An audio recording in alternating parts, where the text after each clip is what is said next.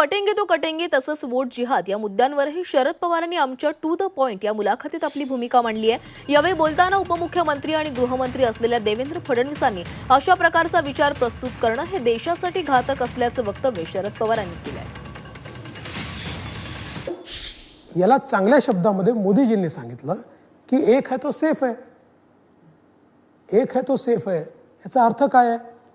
मोदीजींनी त्याचा अर्थ देखील सांगितला की आज 350 जाती मिळून ओबीसी घटक आहे, ओबीसी आहे म्हणून एक फोर्स आहे। तो ओबीसी जर 350 जातीमध्ये विखुरला गेला, it will not be a force. तसंच आदिवासी आहेत, आदिवासी म्हणून एसटी म्हणून एक फोर्स आहे, पण 54 जाती त्याच्यात आहेत। या 54 जाती जर वेगळ्या झाल्या तर काय होईल? त्या लोकांना सांगाल, कारण बघा पंकजा मुंडे म्हणतात की बटेंगे तो कटेंगेची गरज नाही, विखे पाटील म्हणतात की हे योग्य नाही, अशोक चव्हाण म्हणतात बटेंगे तो कटेंगेच्या ऐवजी आम्ही डेव्हलपमेंटबद्दल बोललं पाहिजे। ही पक्षातली लोक आहेत। अजित पवार चला अलायन्स ते त्यांचा वेगळा पक्ष आहे। असं आहे की ते कोणत्या कॉन्टेक्स्टमध्ये बोलले हे मला माहीत नाही, पण पक्षातले जर कोणाला समजलं नसेल ना तर मी समजून सांगेन, पण भूमिका हीच आहे, पक्षाची भूमिका हीच आहे की बटेंगे तो कटेंगे, एक है तो सेफ है, ही पक्षाची भूमिका आहे।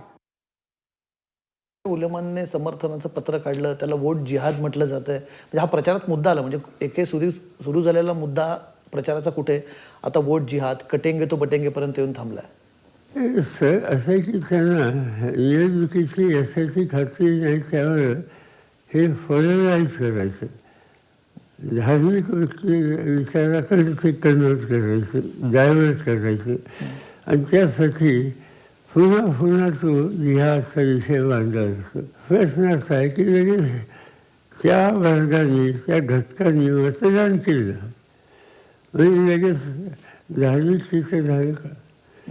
आता काही शहरामध्ये काही भाग आहेत, पेठ आहेत, तिथे विशिष्ट समाज हिंदूचा निवडणुका येतात त्यावेळी तिची गठ्ठेली मतं भाजपला फळतात। याचा अर्थ ही जातीयवाद म्हणत नाही, त्या ठिकाणी राहणारा निवास करणारा जो वर्ग आहे त्या वर्गाची साधारणतः विचारधारा आहे, त्यावर आधारित ते मतदान करतात। लगेच त्याच्यासाठी तुम्ही सगळे जात्यांचे लोक आहेत असं मी त्यांच्याबद्दलचा उल्लेख कधी करणार नाही।